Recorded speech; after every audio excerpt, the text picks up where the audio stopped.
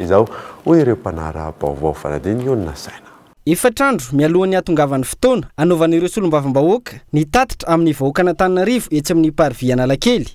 Mianjandroa ny tady eo amin'ny prefet n'Antananarivo sy ny solombavam-bahoaka ny Madagasikara. Ireto farany izay nanatitra ny taratasy fampahafantarana ny tatitra ataon'izy ireo amin'ny vahoaka ny sabotsy 20 aprily avy izao teny amin'ny biron'ny prefet n'Antananarivo teny Tsimbazaza ny hariva teo tamin'ny 3 ora. Dia tonga hanatitra ny fampahafantarana anareo tompona andraikitra izay ny amin'izany hanaovanay ny tatitra izany. Rehefa nahazonay ny alalana atao amin'ny commune fa fampahafantarana no ataonay anareo prefet de police tompoko. Satria ny député dia manana didy ho an'ny vahoakany. Ao anatin'ny lalàna rehefa anao tatitra ho an'ny vahoaka malagasy, ny député dia tsy mila autorisation na fangatahana tsy mila manao fangatahana eny anivon'ny préfet fa fampahafantarana amin'ny préfet anareo zany hoe eto Antananarivo tompona andraikitra voalohany dia izay no mahatonga anay taratasy fampahafantarana ity fa tsy fangatahana. Ny rosan'olitra izany amin'ny prefet izy ireo saingy tsy noraisiny ity farany fa ny sekretera no nandray izany. Narirarira ireo solombavam-bahoaka ny Madagasikara.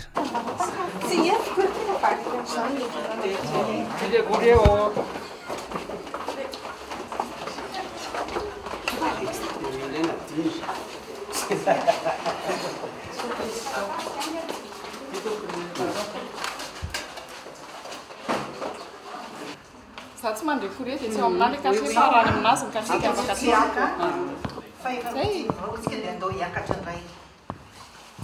hitanareo zao moa dia any ambony indray zany satria tsy mety mandray ny aty ambany tsy vizana akory zay fa hiakatra indray zahay. Le izy zany hoentiko kely atao akizy satria nareo mila accédation tasy kely aridinao ambany Fampahafantarana no natolotra ireo hoy ny sekretera eo anivon'ny prefecture n'Antananarivo noho izany tsy misy valiny. Ny prefecture koa zany satria fampahafantarana le izy dia tsy manome valiny fa hoe voaray fotsiny. Satria fangatahana nanomezanay valiny autorisation fa ny fampahafantarana dia hoe voaray fotsiny. Taorian'izay nanamaifatrany ireo solombavam-bahoaka fa hanatanteraka ny tatitra amin'ny vahoaka n'Antananarivo izy ireo izay voalazany lalàna ny sabotsy izao na inona hitranga. Rehefa mahafantatra izany ny fisiny ny tatitra izay ataon'ny solombavam-bahoaka n'Antananarivo amin'ny 20 avrily io zany dia zay misy matoky fa tsisy angambany olana ary zahay ihany koa dia miantso ny vahoaka zany mba hotona fa tsy hisy zany ny tabataba tsy hisy mietsika zay eritreritiny sasany hoany fa raha misy an'izay dia tompona andraikitra feno amin'izay fanakorotana nataony ny fanakorotana fa ny tanjonay député dia ampafantatra ny vahoaka ny fivoriana tato amin'ny Assemblée nationale. Misy député namana, député voafily teto Antananarivo efa navita tatitra izy ary teo Ankalamanjana nanaovany tatitra. Tsy naka autorisation tety amin'ny préfet izy satria malala io député io fa tsy ilaina ny maka autorisation aty. Ary ny anay raha mbola miampy hatreto mampafantatra zay fa iny député iny tsy nampafantatra izy ka amory an'le vahoaka zay amin'ny le 21 hanao an'izay tatitra zay dia manaraka sorony nataon'iny député iny fa miampy fanaran-dalàna ny eto satria sady efa nahazo zay autorisation tamin'ny commune mbola miampy taratasy fampahafantarana aty amin'ny préfet. Hosamboriny ireo izay mitarika olona tsy mahazo alalana hoy ny préfet de police n'Antananarivo ary hosakanana ny fikasan'ireo solombavam-bahoaka hanao ny tatitra amin'ny vahoaka ny sabotsy izao. Le autorisation zany tsy nisy. Tsy nahazo autorisation de manifester zay demande d'autorisation de manifester ny préfecture. Noho izany zay manifestation rehetrarehetra ao Analakely tsy ara-dalàna ary tsy maintsy hosakananay. Zay ny fipetrany raisina. Mazava ho azy fa voix publique io ary ny texte mazava tsara aucune réunion ne peut être tenue sur la voie publique. Le parvis voie publique so misy milaza ndray hoe tsy voie publique lalan'ny tomobile lalan'ny olona tsy azo atao manao manifestation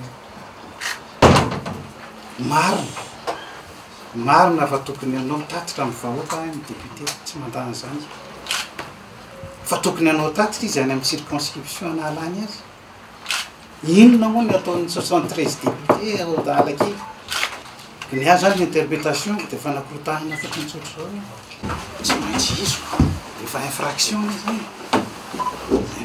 zany ary zany tsy mila levé avy any amin'ny bureau maharitra zany flagrant délit zany ka raha ohatra ka misy fanakorotana dia mialatsiny fa tsy maintsy mandray fepetra zay no fandehana. Famakina ady amin'ny vahoaka n'Antananarivo izao fihetsika seho ny fitondrana HVM izao hoy ny mpanara-baovao. Raha ny zava-misy rehefa solombavam-bahoaka tsy miankina namadika ny palitao HVM no manao ny tatitra tsy lavitra akory an'Antananarivo renivohitra dia afaka manao izany tatitra izany tsy misy sakatsakany. Fa rehefa solombavam-bahoaka tsy mitovy hevitra amin'ny mpitondra no manao tatitra amin'ny vahoaka izay nifidy azy araka ny voalazan'ny lalàna dia atao avokoa ny fomba rehetra anakanana izany. Nosokafana io maraina io ny atrikasa nasionaly izay karakarain'ny komitin'ny fahamarinana fandriam-pahalemana ary fiadanana na nisy aza ny fanakanana izay nokasain'ny mpitandron'ny filaminana natao. Isy rampitsony fehi-kevitra avoaka aorinan'ny atrikasa ary atolotra ny FFKM ijerena vahaolana eto amin'ny tany sy ny firenena. Fanadiny Lili Rabiata. Latsaka Katerina Lala amin'ny firenena malagasy mia mafiatrano ny olana iaina amin'ny vahoaka izay toa tsy misy miaro mitombony tsy fandriam-pahalemana tsy misy intsony ny fikatsahana ny tombontsia ombonana mitoy ny antsoava atao amin'ny fivondrona ben'ny eveka eto Madagasikara manoloana ireo olana mianjady ireo. Izany no antony anatanterahana ny atrikasa nasionaly maharitra 2 andro andrasan'ny komitin'ny fahamarinana fandriam-pahalemana ary fiadanana hikaroham-baholana eto amin'ny firenena ho fanariana-pirenena tena izy. Dia misy mihevitra ary miomina fa krizy eran-tany fanatotoloana izao fahorentsika izao sy tsy fandriam-pahalemana ka mahaiza miomina fa izao mandalo. Izay tosa dia manaintana fa ny olon-teny mahay ny fanatona ny olona tia tanindrazana mikarokaroka sy tsy lefin'ny toetrandro ary ny mpino matoky fa ny fitiavana ny tokony teny farany tanteraky dia soa zany ianarany misy ambony vasoa ka ahoana tsy ho haitsika sy nosidely dia eto izay dia hideraka sahady izato halaliana am-panahy mampiomona antsika ka nysoe ombonana ho an'ny firenena zany hoe ny ahasoan'ny vahoaka sy ho fitoloana an'ity tany ivelomany drazantsika toy izysika iainana ity no tena fahendrena kandeha hiarahantsika miombona ny manatanteraka an'izany. Fiarahamonim-pirenena, mpanao politika, mpitarika fikambanana samihafa samy nasaina hanotrina UHQ avokoa. Isan'ny nasaina ihany koa ny avy amin'ny fitondrana raha ny fantatra saingy tsy namaly ny antso. Andraikitry ny 4-3F ny miantso ny mpisehatra rehetra itadiavana ny lalana irosona amin'ny fiovam-penitra mahery vaika raha ny voalaza tamin'ny teny fanokafana. Izy roa 4-3F dia araka ny voalaza teo satria ny 4-3F dia sehatra ifanatona ny amin'ny lafokely samihafa. Sehatra hanehoana fiombonana firaisaky ifanabiaza ifampiresahana ifanakamiza-kevitra ary andrindrana ny fiarahamonina hitondra isoa. Koa ny andraikitry sahanina dia ifizoroana amin'ny fahamarinana ny fanosoana vahaolana ny fanamafisa ny firaisakiana hiadiana amin'ny tambazotra ny rasy ny fahasahiana hitondra fiovam-penitra mahery vaika. Nokasain'ny mpitondra nosakana ny atrikasa io nanomboka ho maro raha ny fantatra ary nahelin'ny prefet tamin'ny aina manjery teto Fianaratsoa fa foana UHQ no izy tsy nahazona alalana. mbola nisy ireo mpitandro ny filaminana hita tena ntoerana io maraina io andrasana rahampitso ny feikevitra ary oson'ireo mpandray anjara ovaolana eto amin'ny firenena. Mifantoka eny amin'ny HCC ankehitriny ny mason'ny vahoaka malagasy taoriana ny fahavitan'ny fivoriana tsara mpitaona ireo anteny mirarototo tokony hijery amin'ny antsipiriany ireo andindalana ireo. Ny mpikamana eo anivon'ny HCC ho ny solombavambahoaka amin'ny andro ny valin'ny fanadidina ny Bianco ihany koa ireo solombavambahoaka fanadiny hiona saina. Miandry ny fanapa-kevitra ny fitsarana avo momba ny lalam-pandrenana ireo solombavambahoaka amin'izao fotoana izao.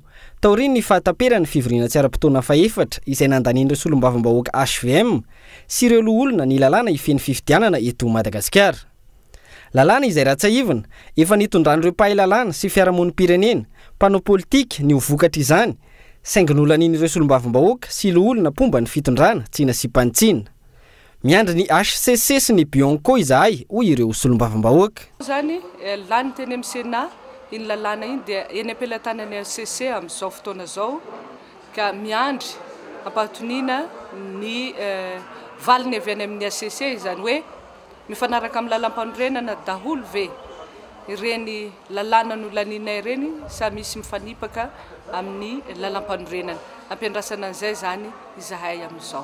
Eny amin'ny Bianco moa fa araka ny fantatra efa niroso amin'ny fanadiadiana ny Bianco efa pelantanana izy moa sampandraraha maleo tena mametraka ny fitokisana amin'ny Bianco izahay miandry izay valin'izay ihany koa. Fiandrasana ny valiteny avy any amin'ny HCC amin'izao fotoana izao. Minosy manantena satria tsy izahay irery na ny député telo amby fitopolo irery no miandry ny valiny avy any amin'ny fa ny vahoaka rehetra eto Madagasikara. Minosy manantena fa olokendry sy olo manam-panahy ny ao amin'ny HCC ka hamoaka ny rariny sy ny vitsiny izay tokony hahasoa sy hampandroso amin'ity Madagasikara sika ty. Mifantoka any amin'ny fitsarana avy momba ny lalam-pandrenana araka izany ny mason'ny vahoaka malagasy, amakafaka hijery ambony hijery ambany, ampifanaraka izany araka ny voarakitra ao anatin'ny lalam-pandrenana. Ny fanapa-kevitra ho raisin'ny HCC izay kion-dalana lehibe eo amin'ny fiainam-pirenena raha ny fijeren'ny mpamakafaka politika azy. Eo ihany koa ny fitoriana nalefa ny solombavambahoaka miisa 7 teny amin'ny birao maleo tena miady amin'ny kolikoly. Anatanteraka ny asany hotody hatramin'ny farany ny fanadihadiana ny amin'izay voalaza fa fisian'ny kolikoly teny amin'ny anteny miram-pirenena araka ny niparitaka tamin'ny gazety sy ny haino aman-jery maro. Manantena ny mpanara-baovao ankehitriny fa hivaly tsy ho ela ny fanadihadiana ary aleo tena tanteraka ny Bianco eo am-panatanterahana ny asany. Nahazo fahafahana vojimaiky ilay mpirakitra raha ny fitsarana izay nosamborina omaly noho ny raharaha osinina arfa tsy nanaiky ny trindry azo lena atao amin'ny mpirakitra raha ny fitsarana kosa ny sindikany raha ny fanazavana azo fanadiny Mikael Armarola. Nanomboka avy hatrany ny hetsika fanairana ary ny ato ora vitsy ny asan'ny mpirakitra raha ny fitsarana io maraina io noho ny fisamborana n'ilay greffier anatin'ny kabinetra n'ilay juge d'instruction du tribunal de première instance omaly. Nahazo fahafahana vonjimaika kosa nefa ity mpirakitra raha ny fitsarana ity taorin'ny fakanambavany azy androany. Na izany aza tsy tokony atao tsindry azo lena sy atao alaolana amin'ity fitsoahan'ny osinina arfa ity izy ireo. Tsy anaiky hatramin'ny farany ihany koa raha ny fanazavana. Angatahana mihitsy ny anajanonana amin'ny fanenjena ny greffier ao anatin'iny raharahany misy ny arfa iny satria zany tsy nanana ndraikitra sady tsy afaka manome ny ordre de transfert an'iny ny greffier no tsy agent nanao transfert an'le izy akozy de nefa hofatofatorana ao anatiny raha osinina arfa. Tsy anaiky intsony zay raha ohatra ka mbola misy zao zavatra zao ary efa mifampiresaka tamin'ny lehibe aoka hijanona milazonareo tsy miady nefa kibay ankelika de efa niteny izahay hoe atranony hatreo ny fanaovana antsinjay aminay fa raha mbola mity zao ka misy olona hafa lasa anaty mbola iny greffier iny ihany no iezana ho tazonina amin'izao raha zao anaovana boky émissaire anay amin'ny zareo. Mangataka ny fanajanonana sy fanenjehana ny mpirakitra raha ny fitsarana ihany koa iny eo anivon'ny sindika raha osinina arfa izay ambaran'izy ireo fa tsy misy idira ny mpirakitra raha ny fitsarana. Iamafy ny hetsika raha mbola misy ny toy izao hoy hatrany ny fanazavan'ny sendika ny prakitra raha ny fitsarana. Manoloana ny fiakaran'ny vidim-piainana sy ny korotana ara-tsosialy eto amin'ny tany sy ny firenena ny 150,000 malagasy ankehitriny no miaina anatin'ny fahatrana tanteraka raha ny antotany safarana izay navoaka ny Banque Mondiale variana amin'ny mangarokarena sy miaro ny sezan'ny mpitondra ka adino tanteraka ny sosialim-bahoaka. Albertin Ramialarivo. Raha ny tatitra navoaka ny banky iraisam-pirenena miaina ao anatin'ny fahantrana lalina ny akamaroan'ny vahoaka malagasy amin'izao fotoana. Mahatratra 7,7% izany ho an'ny renivohitra sy ireo tanan-dehibe ary 7,7% ho an'ny tontolo ambanivohitra. Raha totaly 2,7% ny mponina miaina ambanin'ny fetra farany amin'ny fahantrana. Izany hoe mahanalatsaky ny $2 isan'andro raha ny tatitra hatrany.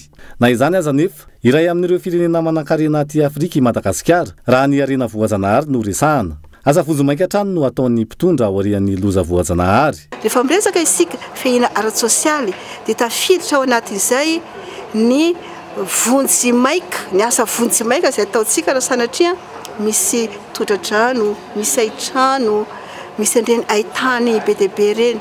Fa tsy vitan'izay ihany akory ny atao hoe fehina ara-tsosialy fa ny tena tanjona dia entina hitraka le olona ampina, hitraka hiatrika ny fiainana indray ahafahan'izy ireo tonga hatrany amin'ny fivoarana.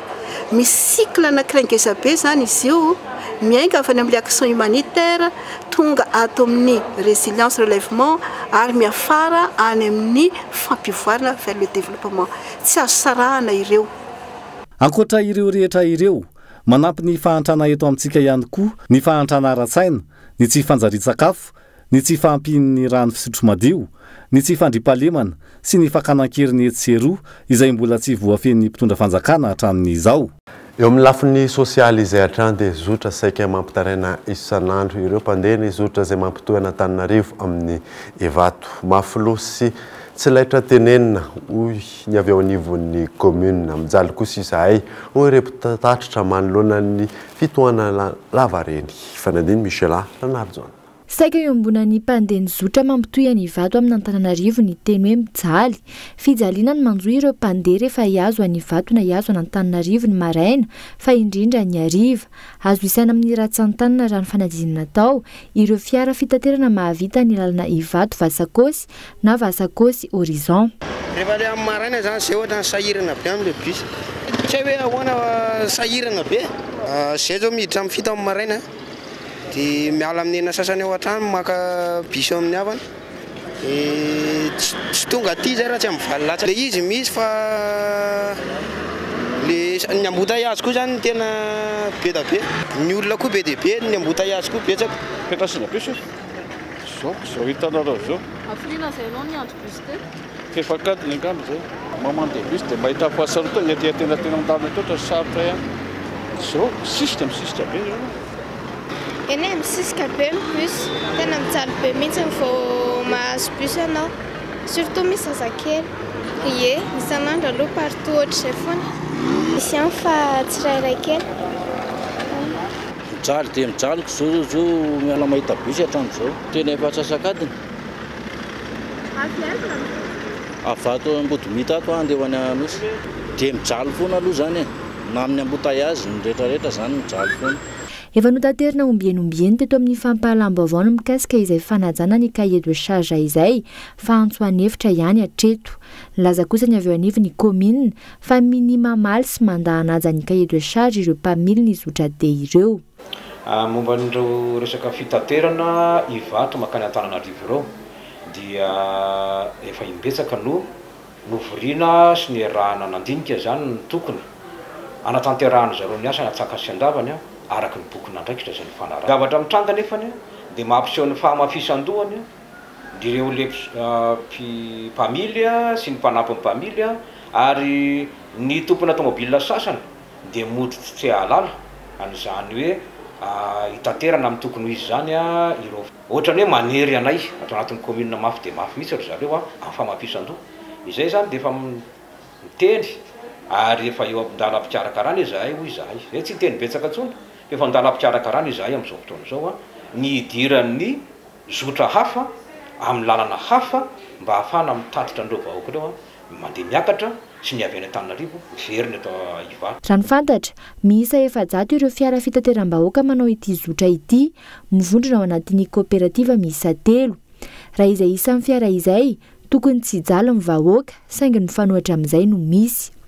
Raha ny fanadihadiana hatrany efa mandeha ny fifampirarahana rehetra ny amin'ny fampidirana zotra vaovao amin'ity zotra 12 km mandeha 12 km miverina ity. Tsy dify ny taona 2024 izany raha nambara ny lefitra faharoa ny ben'ny tanàna ny Ivato. Andrasana ny mety ho toy izay. Vanim-potoana fanombohana ny fiakaran'ny vidin'ny arina fandrehatra amin'izao fotoana izao hoy ny mpamingady sy ny mpanao charbon. Manoloana izany dia ny fampiasana ny fatana mitsitsy no vahaolana atao hoy ny fanazavan'ny mpiaro ny tontolo iainana. Fanadiny Mikael Ramarona. Manodidina ny 3,4 alina ariary hatramin'ny 5,4 alina ariary ny vidin'ny charbon amin'izao fotoana izao. Vidiny izay mbola hiakatra hoy ireo mpanao charbon. Na eo aza izany fiakarana izany, misy hatrany ny mpanjifa. Ny vidin'ny solika ihany koa no isan'ny fototry ny fiakarana hoy ireo mpamingady arina fandrehatra. Amin'ny andavanandro zany raha zao tsika miteny zao izy io zany volana avril zao mais dia tokony efa vanim-potoana fiakarana zao. Tsy dia hoe le fiakaran carburant ihany fa raha vao miakatra zany ny vary dia miakatra vary dia miakatra ny vidy charbon. Satria le mpanao charbon zany efa fararano tsy dia mirona loatra ny fanaovana charbon izy. Azonao zay lo lafiny anankiray dia eo koa ny carburant. Ny carburant zany zao raha vao miakatra carburant zavatra rehetrarehetra tokony miakatra hatramina paracétamol ary. Satria mitangina eo ambonin'ny carburant dolodolo ny zavatra ilainy vahoaka malagasy amin'izao. Ohatran'izay zany zao ny zava-misy aloha. Na eo aza izany mandray anjara amin'ny fiarovana ny tontolo iainana ihany koa ireo mpanao charbon amin'ny fambolekazo.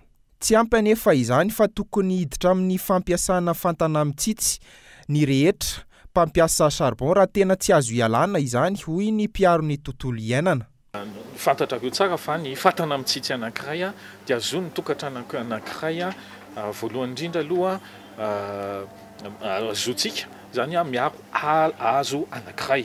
Hazo anankiray zany anatin'ny taona zany izy any amin'ny 12 ala any hoany zany no voaro ny tokatrano anankiray ary ihany koa azon'ny tokatrano anankiray ao anatin'ny ray herintaona zany azotsika manao ekonomia any amin'ny ray hetsy ariary. Zay mahatonga anay hoe sady manaparitaka ny fatana mitsitsy mampiena zany ny fampiasana charbon ma ihany koa anefa mamboly hazo zay ny tena ilana azy dia anaovana charbon orina. Azonao mba tsy kitihana le ala velona zany na hoe forêt naturelle. Mahatratra 7 tapitrisa hektara ny velaran-tany amin'ny ala eto Madagasikara, velaran-tany izay tsy mitsahatra ny ahitana fandripahana ala hoy hatrany ny fanazavana.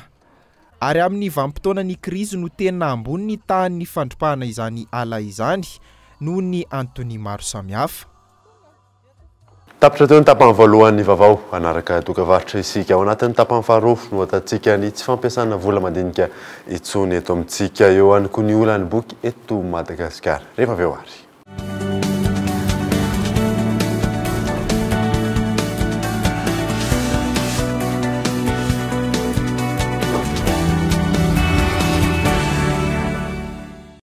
Pour les fans de vitesse, avec la 4G by Telma, connectez-vous avec le monde entier et surfez librement sur vos applis préférés partout à Madagascar. Plus de 60 villes couvertes. Profitez-en avec Telmanet One Week 1 giga pour seulement 12 500 ariars. Tapez le dièse 322 étoile 73 dièse. Telma, numéro 1 de l'internet à Madagascar.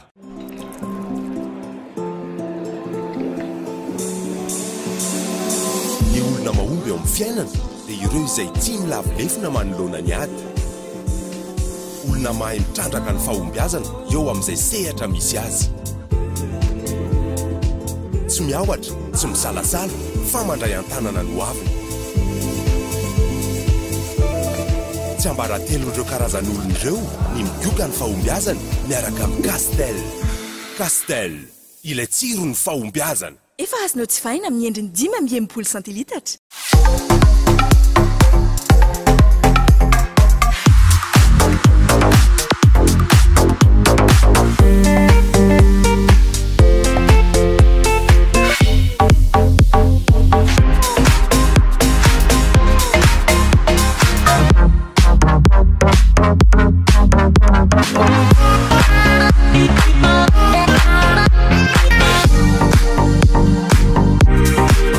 Love Chocolate.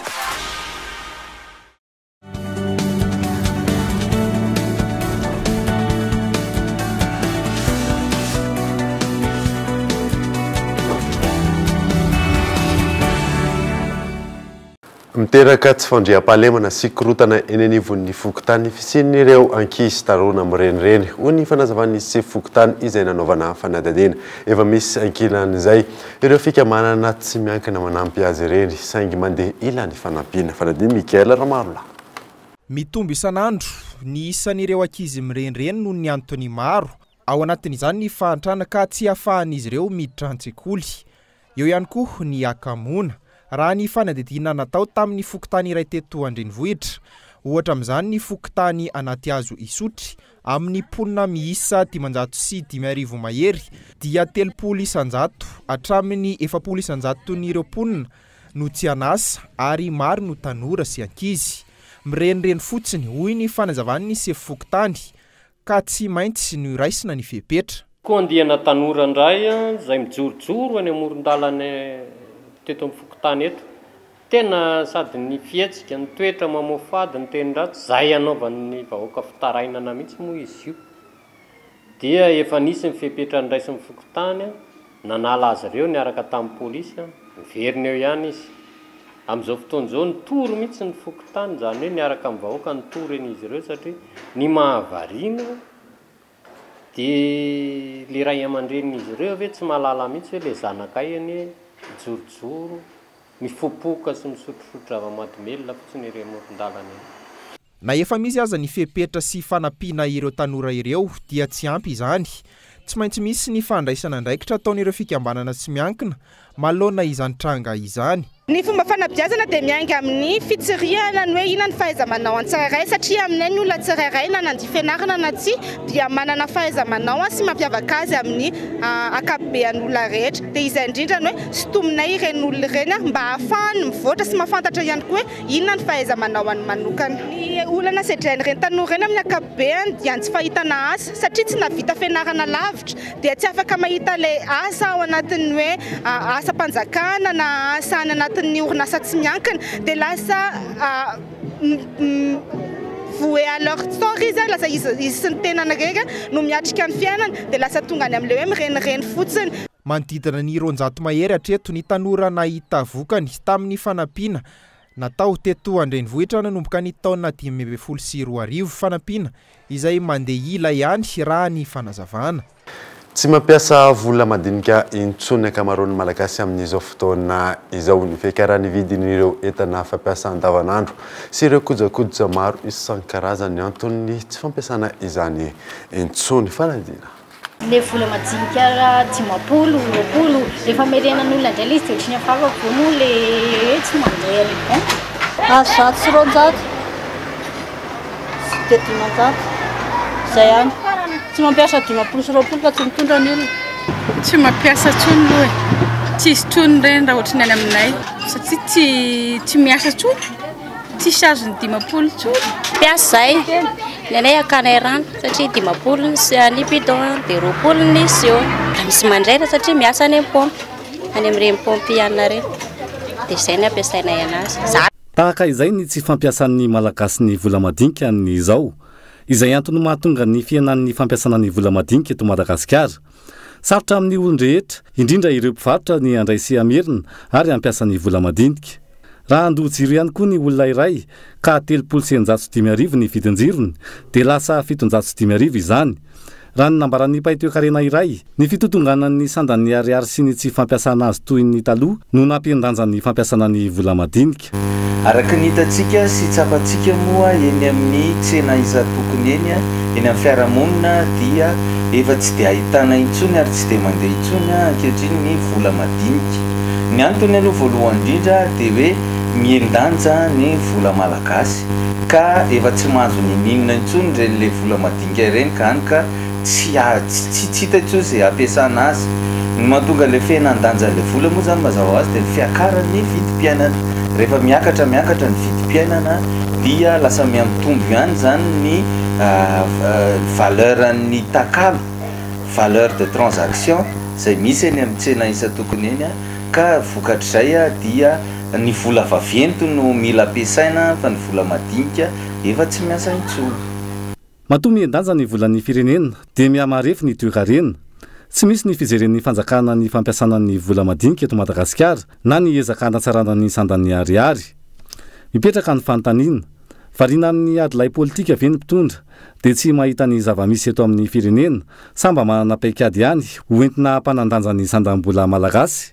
Loharampamandrosoana ny boky mamolavola ny toe-tsaina sy mitaiza izy ireny. Maro ny ilaina ny famakiana boky saingy sarotra ny famokarana boky eto Madagasikara noho ny fahalafosan'ny fanontana azy ireny. Vokany miendanja ny famakiana boky ankehitriny indrindra manoloana ny firoborombolon'ny teknôlôjia. Fanadina Albertin Ramialarivo. Tsy mahasarika ny malagasy ny famakiana boky raha oharina amin'ny any ivelany raha amin'izao vanim-potoana izao. Efa morona tanteraka amin'ny aterineto ny maro indrindra ny tanora. Vitsy ireo manjifa boky noho ny fisiany izany amin'ny alalan'ny aterineto. Mila ezaka ny fanapaharehana ny boky indrindra fa ireo asa soratra malagasy. Tafiditra ao anatin'izany ny fanatonana ny olona eny fotony hivarotana ireny boky ireny raha ny fanazavana azo. Azo zay efa miverina indray ny malagasy mamaky boky amin'izao fotoana izao. Marina fa misy ny fitaovana isan-karazany avy amin'ny teknôlôjia vaovao ahitana hoe mbola tia miserasera ny malagasy kanefa na izany ary dia mbola tsy fitaovana mahasolo ny boky ary azo lazaina fa ny boky dia nisan'ny fitaovana iray izay fitaovam-panabeazana mahomby ny mpianatra malagasy.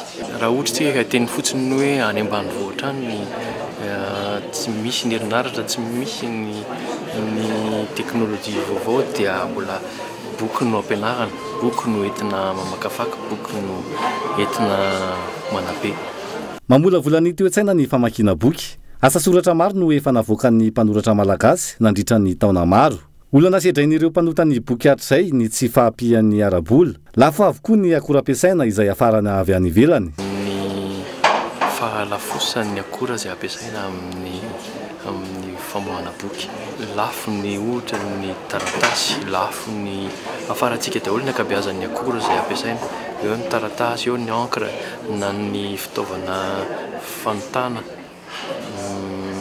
Lafo avokoa ary zany ary no hiantsona hatrany ny fitondram-panjakana hoe mba jereo ny ao amin'ny tontolon'ny boky, jereo izay fomba ahafahana manampy anay ny ao amin'ny tontolon'ny boky ny eo amin'ny resaka hetra na eo amin'ny resaka fanafoanana mihitsy ary na hoe na fanampiana amin'ny resaka hetra sy ohatran'izany amin'ny fitaovana izay ampiasaina amoahana boky satria fitaovana anankiray izay entina amin'ny fanabeazana ny tanora malagasy ny boky. Ilaina ny fiarah-miasan'ny rehetra ho fanatsarana sy ho fanomezana lanjan'ny boky. Arena ny boky ka ilaina kolokoloina. Araka izany, vitsy ireo mahafantatra sy mahalala ny sanganasan'ireo mpanoratra malagasy antony isian'ny fanavoazana sy ny fanotana hatran'ny boky mba hisintonana ny sain'ny mpamaky. Hiezaka ihany koa ireo toerana fivarotam-boky anatona ireo mpanjifa. Misy araka izany ny tsenaben'ny boky andian'ny faha-7 izay ho tanterahina ny 7 ka hatramin'ny 7 aprily ho avy izao. Vaovao ara-panatanjahantena dia ara-pitso alarobia 7 aprily no anatanterahana ny lalao miverina izay iona Fossa Junior sy Adonia Star Ghanéenne any amin'ny kianja Rabe Mananjara Mahajanga. Miandrandra remontada hipakape bola malagasy. Fanadina Henri Florian. Raha pitso alarobia 7 aprily no tanterahana ao amin'ny kianja ben'ny Rabe Mananjara Mahajanga. Ny lalao miverina izay eo ny ekipan'ny Fossa Junior sy ny Adonia Star ny Ghana. Lalao mialohan'ny fifanitsan'ny Samborona kanefa tazana fa mafy ny miandry ny ekipa malagasy amin'io lalao io. Efa faharesena ray no enina no batain'izy ireo nandritra ny lalao mandroso natao tany ivelany. Efa 500 km miala ny renivohitry Ghana. Amin'ity mba hiala 500 km any Antananarivo indray ny mason'ny mpankafy baolina kitra rehetra. Manantena remontada araka izany ny mpitia baolina kitra fa indrindra ireo mpanona ny kluban'ny Fossa Junior amin'ity lalao rapitso ity. Tombanana fa ho tahaky ny lalao iraisam-pirenena voalohany izao hatreny ty ekipan'ny Fossa Junior rapitso ity. Ho andro tsy fiasana ny antoerana rapitso solakandro ka nivahoaka ny Mahajanga iray manontolo no ao andamosiny Fossa Junior amin'ity lalao rapitso ity. Sarotsarotra ho an'ny Fossa Junior nefa amin'ity lalao miverina ity satria efa ninoka tamin'ny isa 9 tao anatin'ny lalao mandroso. Raha teo natao vita midingana manaraka ny ekipan'ny Fossa Junior dia mila mandrisy amin'ny elanelanisa 10 minony tsy misy amin'ity lalao ity. Raha tsy hivy ny lalao mandroso nisy penalty telo tamin'ny baolina enina matin'ny mpampiatrano.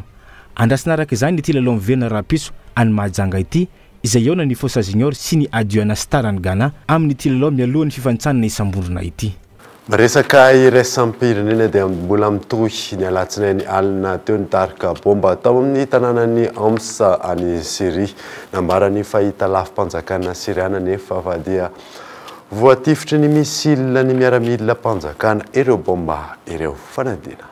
Raha mpitso alarobia vao afaka namarina ireo mpanady ady avy amin'ny firenena mikambana raha nampiasa fitaovam-piadiana simika marina tao Domata amin'ny fafito aprily lasa teo ny miaramila mpanjakana siriana na tsy. Efa nisabotsy teo ireo mpanao fanadihadiana avy amin'ny firenena mikambana ireo no tonga tany-toerana saingy araky ny nambaran'ny Amerikanina dia notsembatsembany tafika Rusiana izay niezaka nanadio mifaritra ny nampiasana fitaovam-piadiana simika milohan'ny fitsidiany ireo mpanao fanadihadiana. Mitsipaka izany anefa ny Rusiana arak'izao nambaran'ny solontenan'ny Rosia ao anatin'ny vondrony ireo mpanaramaso ny fampiasana fitaovam-piadiana simika eo anivon'ny firenena mikambana izao. Ny talatalasa teo ny mpanaramaso avy amin'ny firenena mikambana niaraka tamin'ny tafika Rosiana no nijery izay ho lalana izoran'ireo mpanaramaso raha mpitso alarobia ka noho izany ambarako fa tsy mitombona ny filazana fa manembatsembana ny tafika Rosiana. N'est en aucun cas en train d'éviter l'enquête. Alohan'ny sarana taverina aminao ireo vaovao songadana tamin'ity arina ity. Osamboriny ireo izay mitarika olona eny amin'ny parvis Analakely ho ny prefektura Antananarivo etsekilan'izay nisy olo-mavamoaka manamafy fa tsy maintsy isy ny tatitra ho an'ny vahoaka izay voalaza ny lalàna. Mifantoka eny amin'ny HCC ankehitriny mason'ny vahoaka malagasy taorina ny fahavitan'ny fivoriana tsy ara-potoanan'ireo antenimira rototo. Tokony hijery ny antsipirian'ireo andin-dalàna ireo ny mpikambana eo anivon'ny HCC ho nisy solombavam-bahoaka. Ary farany dia tsy mampiasa vola mandinika itsony akamaroan'ny malagasy amin'izao fotoana izao fiakaran'ny vidin'ireo entina fampiasa amin'ny andavanandro sy ireo kojakoja maro isan-karazany no antony izany. Aza tonoana aorianany vaovao amin'ny teny farantsay ny atantsika ny ronan-tsary mihetsika mitondra ny lohateny hoe Le Labyrinthe 3 ny sombony amin'izany ary.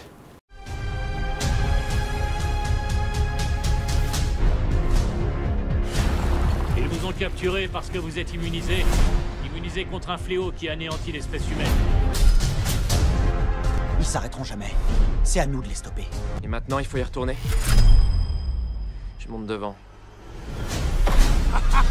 On entre, mais je sais pas si on pourra revenir. On a commencé ensemble. On finira ensemble.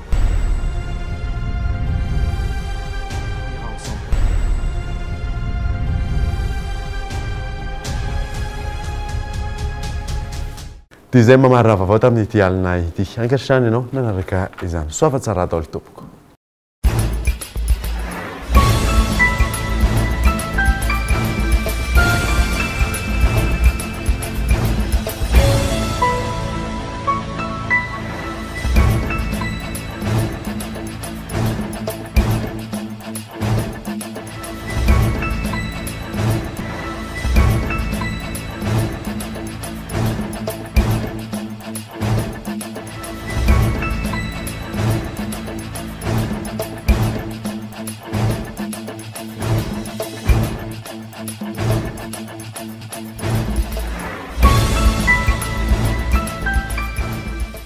Au pied avec la gamme de protection individuelle Secure Plus.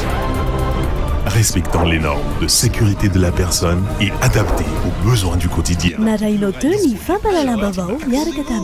Batimax, la qualité au meilleur prix. Castel, il est tiré.